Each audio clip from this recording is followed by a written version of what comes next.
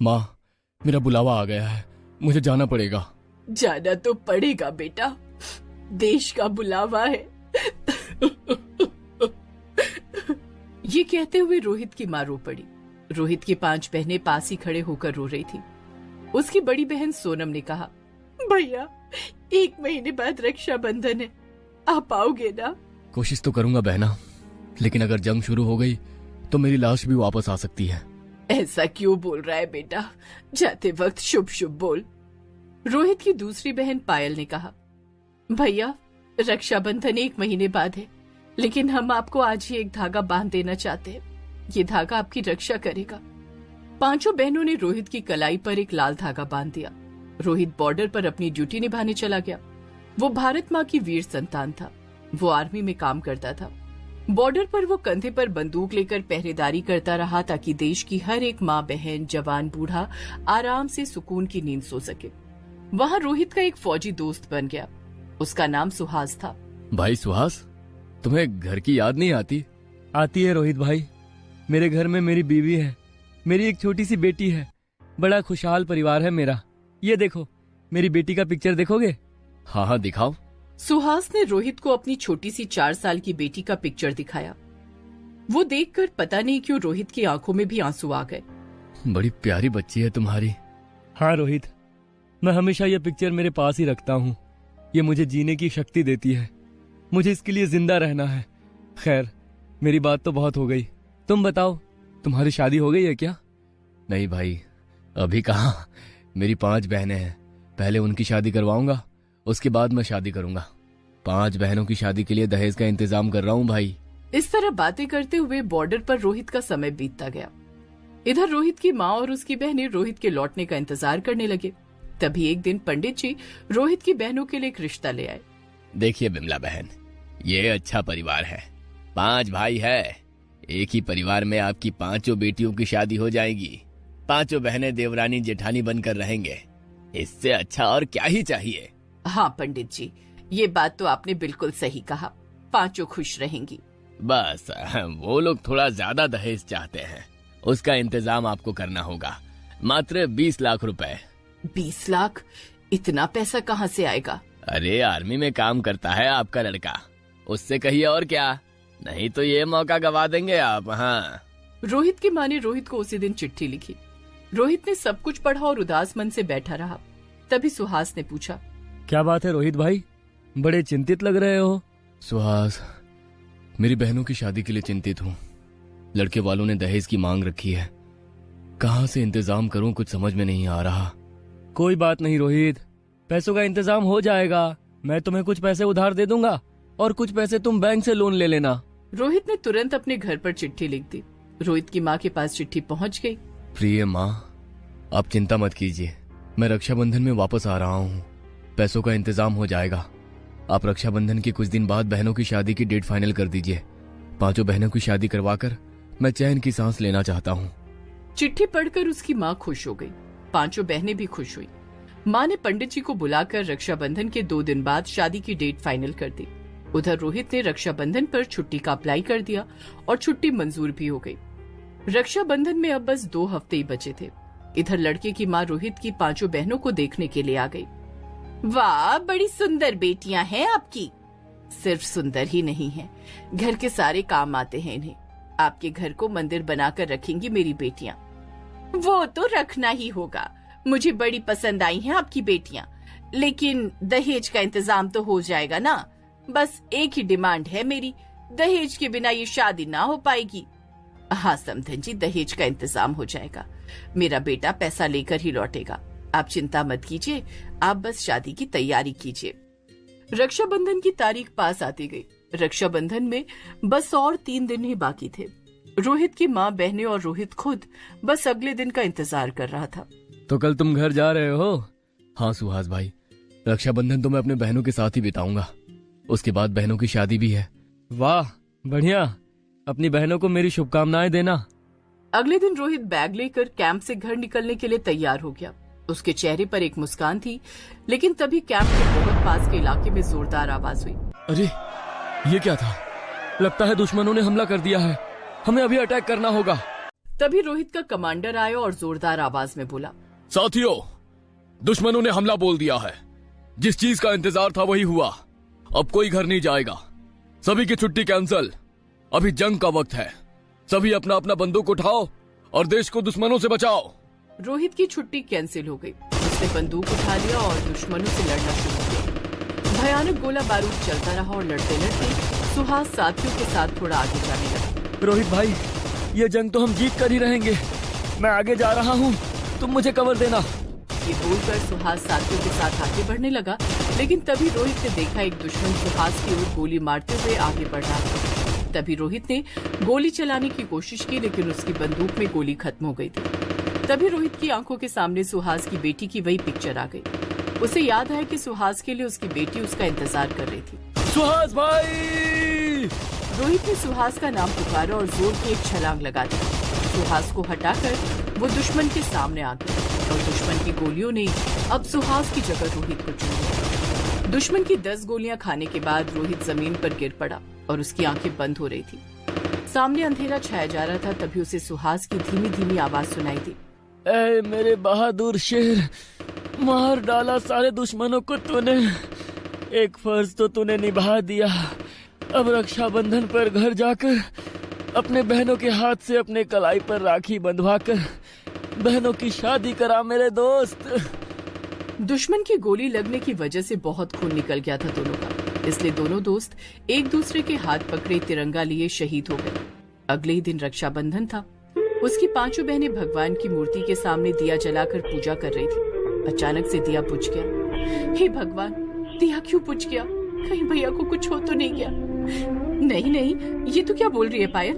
भैया को कुछ नहीं हो सकता। भैया की कलाई में वो लाल धागा है ना। हे भगवान, हमारे भैया को सही सलामत हमारे पास भेज दो।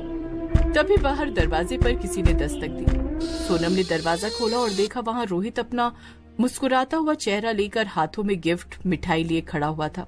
क्या हुआ? भूत देख लिया क्या? भैया आप आ गए। हम लोग आप ही का इंतजार कर रहे थे।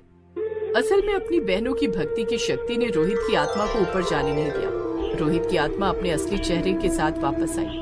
उसे अपनी बहनों के साथ रक्षाबंधन जो मनाना था। अगले दिन उसकी 5 बहनों ने रोहित की कलाई पर राखी बांध दिया। रोहित ने सभी को गिफ्ट दिए और फिर रोहित अपने कमरे में जाकर सो गया। तभी बाहर दरवाजे पर फिर से दस्तक हुई। अब रोहित की माँ ने दरवाजा खोला और देखा 4 आर्मी के जवान एक कॉफिन लेकर खड़े थे, फौज की गाड़ी के साथ। कौन हो आप लोग और ये किसका कफन है? ये कैप्टन रोहित का घर है ना। वे युद्ध में वीर गति प्राप्त कर शहीद हो गए हैं। हम उन्हीं की डेड बॉडी वापस देने आए हैं। नहीं, ये नहीं हो सकता। मेरा बेटा रोहित तो अपने कमरे में सो रहा है। रोहित बेटा, रोहित बेटा। सभी रोहित के कमरे में गए और देखा कमरा बिल्कुल खाली था। रोहित की माँ और बहनें फूट फूट कर रोने लगी। वो जवान कफन और रोहित का ट्रंक रखकर चले गए। ट्रंक में रोहित का ड्रेस था। अगले दिन रोहित का अंतिम संस्कार किया गया और उसके बाद ही रोहित की बहनों की होने वाली सास वहां आ गई। माफ कीजिएगा, ये शादी हम तोड़ रहे हैं। ऐसा मत कीजिए समधन जी, हम बर्बाद हो जाएंगे। तो मैं क्या करूं? हमें दहेज चाहिए, लेकिन अब रोहित रहा नहीं। हमें दहेज कौन देगा? रोहित की माँ के पास इसका कोई जवाब नहीं था। तभी वहाँ एक चमत्कार हो गया और रोहित की आत्मा प्रकट हो गई। मैं दूंगा दहेज के पैसे। मैं मर गया हूँ लेकिन अपना वचन नहीं भूला। माँ, आप मेरा ट्रंक खोलिए और मेरे ड्रेस के जेब में देखिए, वहाँ दहेज के पूरे पैसे हैं। रोहित की माँ ने ड्रेस की जेब में देखा तो वहाँ से 50 लाख रुपए निकले। उससे दहेज का इंतजाम हो गया। धूमधाम से 5 बहनों की शादी हो गई और बचा हुआ पैसा रोहित की माँ के पास रह गया। एक आर्मी का जवान शहीद होने के बाद भी अपने देश और परिवार के प्रति अपनी जिम्मेदारी पूरी कर गया। दोस्तों, आप सभी को हैप्पी रक्षाबंधन। और प्लीज एक लाइक अपने शहीद हुए देश के जवान के लिए जरूर कीजिएगा और कमेंट में जय हिंद जय भारत जरूर लिखिएगा। दोस्तों, आप सभी इस वीडियो पर अपनी माँ की लंबी आयु के लिए कमेंट में आई लव माँ जरूर लिखें। दुर्गा माँ जरूर आपकी इच्छा पूरी करेंगी। और हाँ, इस वीडियो को लाइक जरूर कीजिएगा। वो कहते हैं ना, देशभक्ति का नशा जिसे चढ़ गया उसे अब दुनिया की कोई भी शक्ति नहीं रोक सकती। कुछ ऐसा ही हुआ रामनगर में। अंजलि, शेफाली, सुषमा, मालती और मधु 5 बहनें हैं और वो लोग रामनगर में एक छोटी सी झोपड़ी में रहते हैं। वो लोग बहुत गरीब हैं।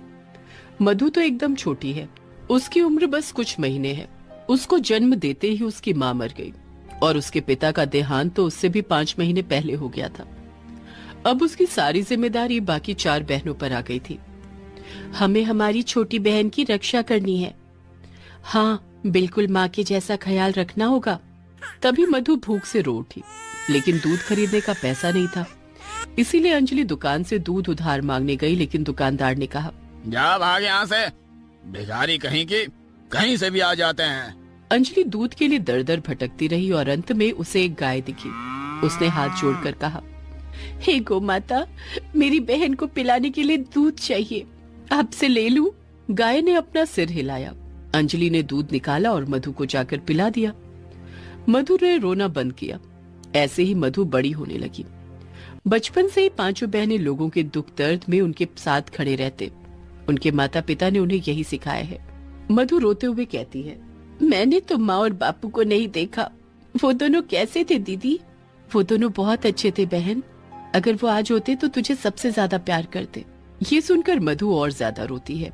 5 बहनें रोने धोने के बाद अपने आप संभल जाती हैं। सिर्फ रो धोकर कुछ नहीं होगा, हमें मजबूत रहना पड़ेगा। ऐसे ही 5 बहनें बड़ी होने लगती हैं।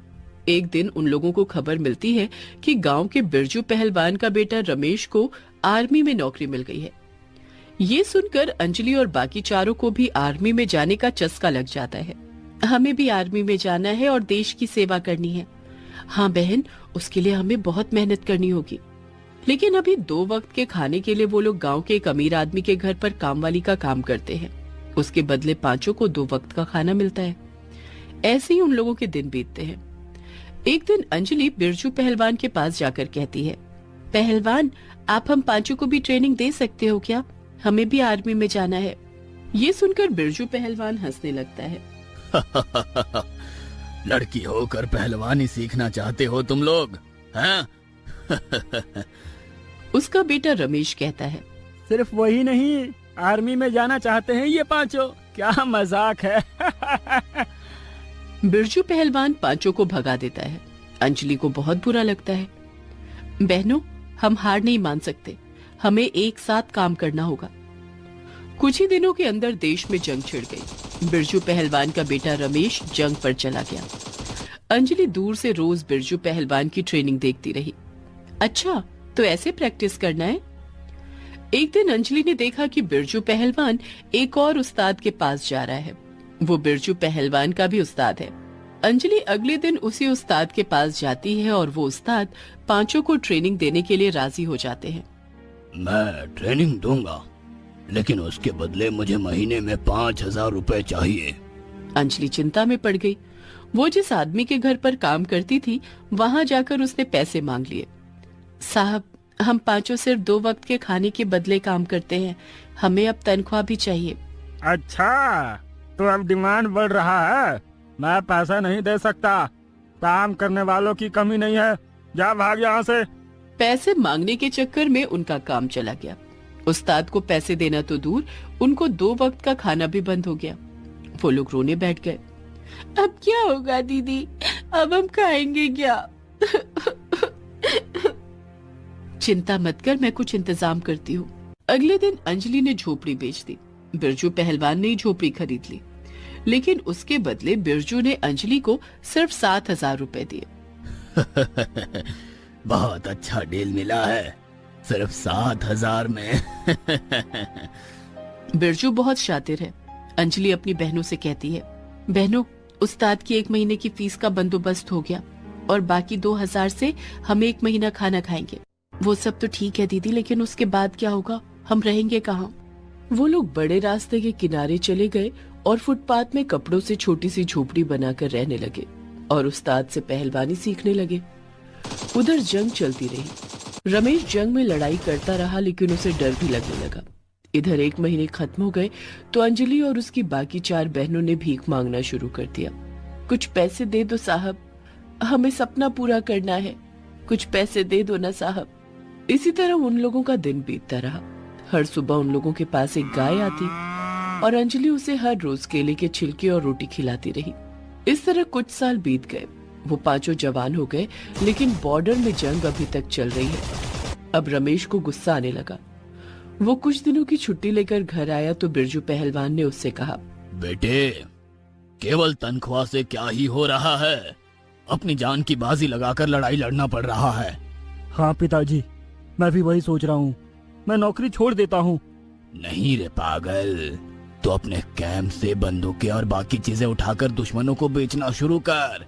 उसमें तुझे बहुत पैसे मिलेंगे। ये बात रमेश को अच्छी लगी।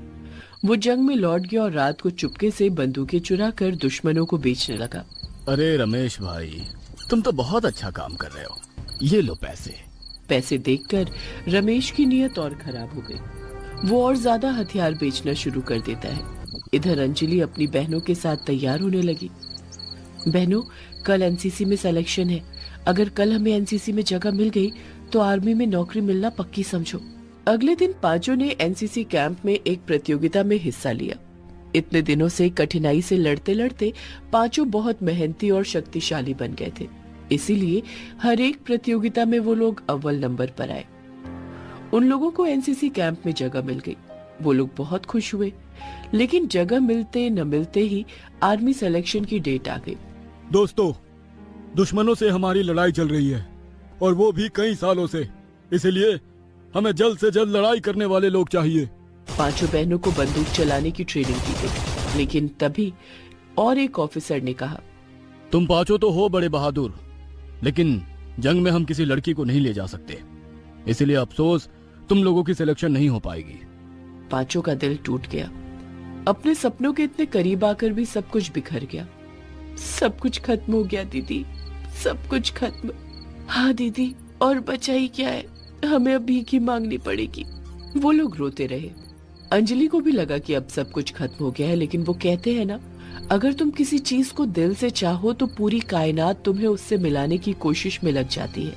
वो पांचों फुटपाथ पर चले आए, लेकिन उस रात उन लोगों को नींद नहीं आई। और तभी अंजलि ने देखा कि रमेश चुपके से एक बड़े से बैग में बहुत सारे पैसे लेकर आ रहा है। अंजलि ने उसका पीछा किया और देखा कि रमेश बिरजू पहलवान को सारा पैसा दे रहा है। ये लीजिए पिताजी, इस महीने का पैसा, पूरे 10 लाख रुपए। वाह बेटा, ऐसे ही बंदूक दुश्मन को बेचकर पैसे कमाते रहे। अंजलि को सब कुछ समझ में आ गया। वो तभी अपनी बहनों को लेकर जंग के मैदान में पहुंच गई और कैंप में जाकर उसने ऑफिसर से सब कुछ कह दिया। ये क्या कह रहे हो तुम लोग? क्या ये सच है? सर, सच झूठ तो कल रात को ही पता चल जाएगा। अगले दिन रात को ऑफिसर नींद का नाटक करके पड़े रहे। अंजलि और बाकी चारों छुपे रहे। उन लोगों ने देखा कि रमेश ने कैंप में घुसकर बंदूकें ली और दुश्मनों के अड्डे की ओर चला गया। तभी अंजलि और ऑफिसर ने उसका पीछा किया और उसे रंगे हाथों पकड़ लिया। चोर कहीं के, जवान होकर कैंप से चोरी करता है। गलती हो गई सर, मुझे छोड़ दीजिए। वो लोग दुश्मन कैंप के करीब ही थे। तभी दुश्मनों ने ऑफिसर पर हमला कर दिया, लेकिन तभी अंजलि और 4 बहनों ने मिलकर दुश्मनों की खूब पिटाई की और ऑफिसर की जान बच गई। रमेश को अरेस्ट किया गया। गांव से बिरजू पहलवान को भी अरेस्ट किया गया। पांचों बहनों पर ऑफिसर संतुष्ट हुए। तुम लोगों ने आज